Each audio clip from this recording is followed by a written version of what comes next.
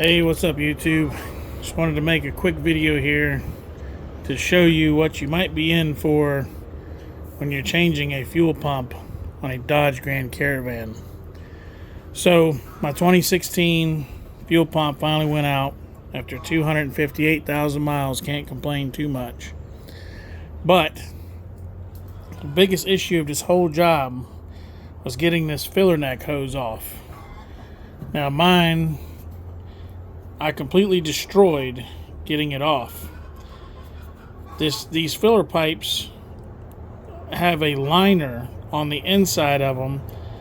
I'm assuming this is to protect against the ethanol. But what happened with mine, it's kind of hard to see. Move out in some sunlight maybe. Okay. See how the liner on the inside of this pipe ripped off and stayed stuck to the nipple on the tank. And I had to mechanically remove this with a wire wheel. It was a real battle for sure. So, the problem you're going to run into is the dealership nor the part stores sell just this part of the filler neck. They sell the whole filler neck as an assembly. The cheapest one I found was $200 something. I'm sorry, I don't need to replace my whole filler neck. I just need to replace this hose. Unfortunately, this hose is larger on this end than it is on this end. So you can't just go and get a piece of hose off the shelf. Another problem is this is special hose. You can't just like go get like a coolant hose and put on there, because the coolant hose is not fuel resistant. Again, this one has the liner on the inside. And another problem that you may run into, like I ran into, was you start calling around junkyards. Junkyards want to sell you the whole filler neck. And I understand why, because when somebody orders a filler neck, they want the whole thing. This is part of the filler neck. They're not wanting to, sell you just this piece off the filler neck, because that makes the rest of the filler neck either useless or they're going to have to sell it for a cheaper price. So you're going to have to buy the whole filler neck. I got lucky. I went to a U-Pull-It yard. Got this thing. Guy charged me $15.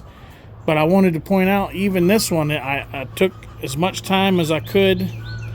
These things start to break down over time. As you can see, the liner actually split on me.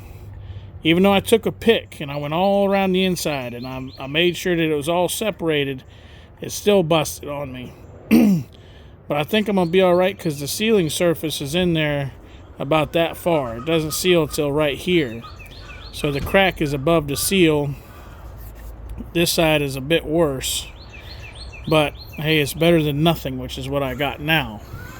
So what I'm going to do is I'm going to put some of this Permatex on the inside of the hose before I slide it on. You have to make sure you get stuff that's fuel resistant. Can't just use any regular old Permatex. Got to use fuel resistant. But imagine if I would have went to a shop to do this. This would have cost $2,000 or more, and here's why. Number one, the pump from the dealership is about $900. I've got a CarQuest brand one for $250. So it depends on what shop. Some shops only want to use OEM parts. Some shops use Napa parts. Napa, they wanted about $600 for this fuel pump. So that would have been expensive.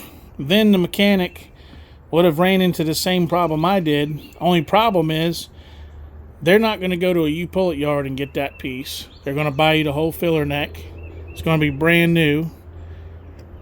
Again, depending on where you get it, it ranges anywhere from $200 to $600. Then I would imagine that the shop would not wire wheel this, because it did damage it some. Another reason for the Permatex. But I had to mechanically remove that somehow. So a mechanic shop is going to just replace your tank. And I haven't even bothered to look up the price of that, but I would imagine it's not cheap. So just want to let you know what you're going to be in for changing it. On the CarQuest brand pump, I had to soak the O-ring in boiling hot water for a few minutes because the O-ring was so stiff I couldn't get this to go down far enough to let the the lock ring go back in place. So boiled it, let it sit in the boiling water for about 5 minutes. It softened it up enough. We were able to push down on this and knock this back into the lock position.